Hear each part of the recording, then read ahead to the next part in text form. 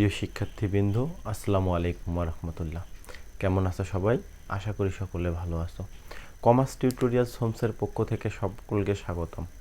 আজকে আমরা জানব অর্থের সময় মূল্য নবম-দশম শ্রেণীর চতুর্থ অধ্যায় সম্পর্কে। আমরা এর আগে ভিডিওতে জেনেছি সাধারণ। আজকে আমরা জানব একাধিকবার বাট্রাকরণ বা চক্রবৃদ্ধি সম্পর্কে। একাধিকবার বাট্রাকরণ চক্রবৃদ্ধি সম্পর্কে জানতে আমার এগুলো প্রয়োজন হবে। FB, PV, I, N, M এর মান, এগুলো সম্পর্কে আমাদের প্রয়োজন আছে। এফবিতে হচ্ছে ফিউচার ভ্যালু, এর বাংলা হচ্ছে ভবিষ্যৎ মূল্য। পিভিতে প্রেজেন্ট ভ্যালু, এর অর্থ হচ্ছে বর্তমান মূল্য। আইতে ইন্টারেস্ট রেট মানে সুদের হার।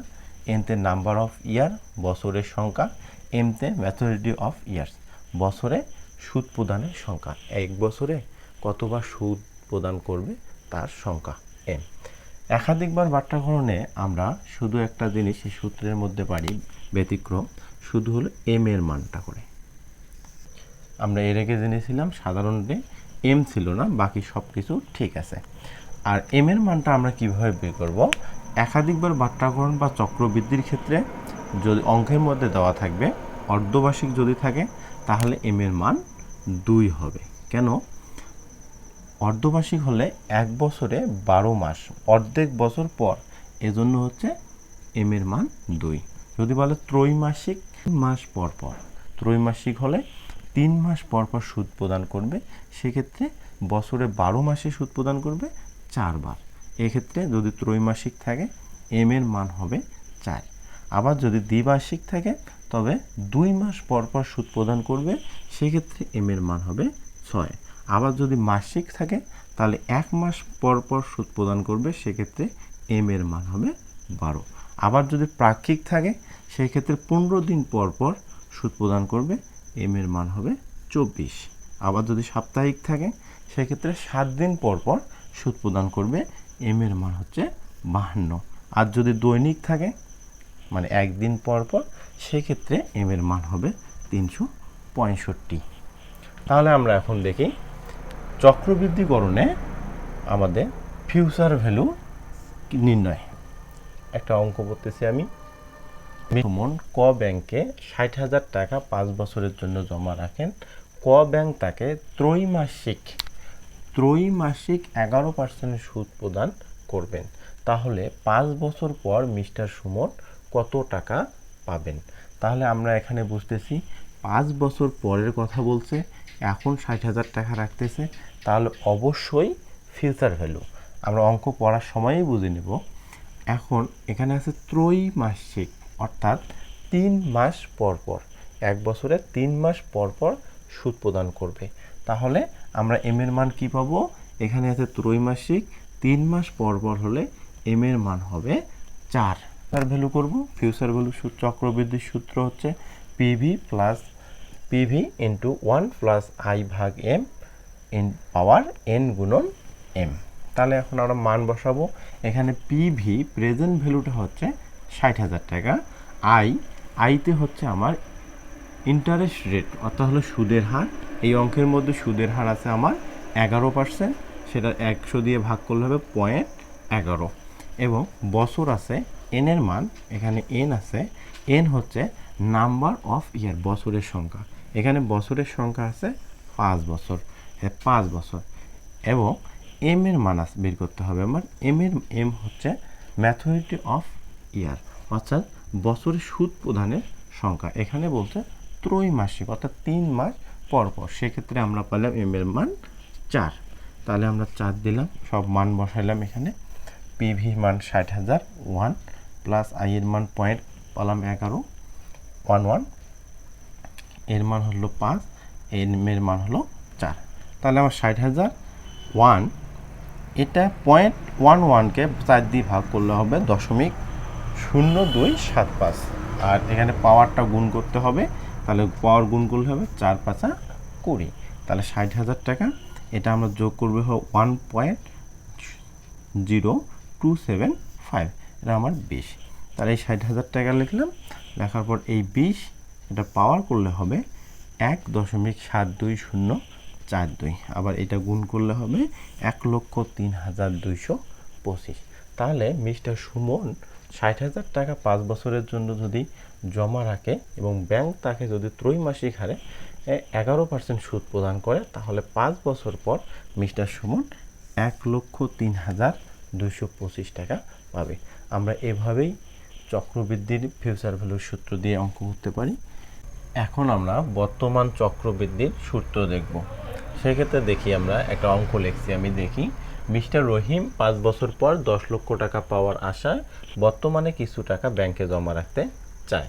পল্লী ব্যাংক তাকে 9% মাসিক চক্রবৃদ্ধিতে সুদ প্রদান করবে। তাহলে এখন কত টাকা জমা রাখতে হবে? আমরা এখন এটা বুঝবো কিভাবে প্রেজেন্ট ভ্যালু এবং চক্রবৃদ্ধি, আমরা অঙ্কটা পড়তেই বুঝে নিতে হবে যে এটা আমার প্রেজেন্ট ভ্যালু না ফিউচার ভ্যালু, আমার সাধারণ চাইছে না আমার চক্রবৃদ্ধি চাইছে।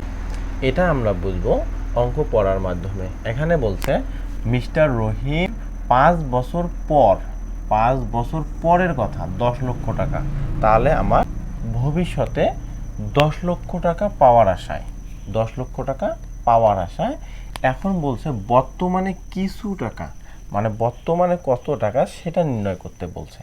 তাহলে এটা বুঝলাম আমরা প্রেজেন্ট ভ্যালু, বর্তমানে কত টাকা, প্রেজেন্ট ভ্যালু, এই যে প্রেজেন্ট ভ্যালু বর্তমান মূল্য পিভি নির্ণয় করতে বলছে। তাহলে পিভি এখন আমরা বুঝবো এটা চক্রবৃদ্ধি না সাধারণ অ্যানুইটির অঙ্ক। এখানে বলছে 9% মাসিক চক্রবৃদ্ধি, মানে 1 মাস পর পর।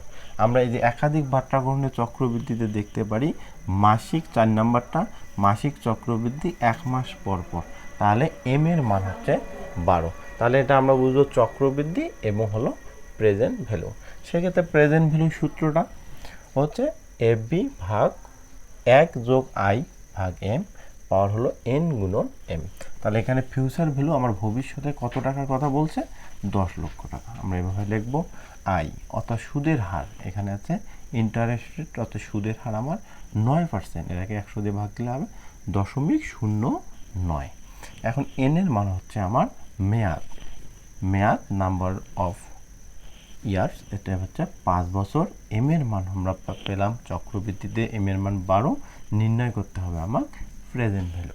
তাহলে আমরা দেখি এখন সূত্র লিখলে এখন মান বসাবো আমরা। জাস্ট ফিউচার ভ্যালুর মান হচ্ছে 10 লক্ষ টাকা, এক আই এর মান আমরা বসালাম, এম এর মান দিলাম, এখন আমরা পাওয়ারটা দিলাম এম এর 5 আর হচ্ছে গুণন 12। উপরে আমরা 1 লক্ষ, নিচে এটা যোগ করলে এটা ভাগ করলে হবে 0.0075, এর হলো 5 12 গুণ করলে হয় 60। এখন উপরে 1 লক্ষ টাকা, এটা আমরা 1 এর সাথে যোগ করলে হলো 1.0075।